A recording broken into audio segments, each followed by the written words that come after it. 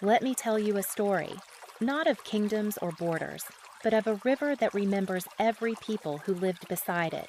Long before maps, long before anyone wrote the word Cush, there were river families, cattle herders, fishers, and spirit keepers who followed the Nile and its tributaries like a living ancestor. From Uganda to South Sudan, from Ethiopia to Eritrea, they painted sun discs on rocks, carved cattle horns into shrines, and spoke the earliest Nilo-Saharan tongues. These were the river ancestors, the first heartbeat of the Nilotic world. From them rose the kingdom of Kush, a nation built not by conquest, but by the unity of river clans.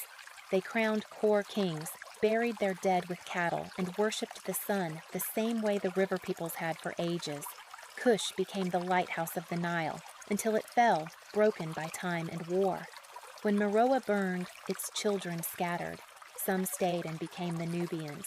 Others walked east, crossing toward Kassala, toward the Gash and Setit valleys. Among them were the early Kunama and Nara ancestors, carrying healing rituals, ancestor offerings, and the old river songs that still echo today. Centuries later, Makuria rose, a Christian kingdom that stood like a shield on the Nile. But even inside churches and stone cathedrals, you could still feel the old Nilotic spirit, the reverence for light, the voice of ancestors, the circle of life carved into every symbol. Meanwhile, on the eastern frontier, the Kunama kept the oldest law of all, the law of the river.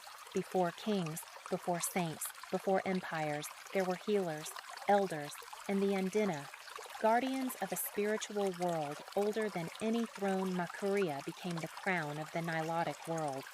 But the Kunama remained its root, the memory of the first river families, the ones who held the sun, the cattle, and the ancestors together. So when people ask, how do the Kunama, Kush, and Makuria connect? The answer is simple.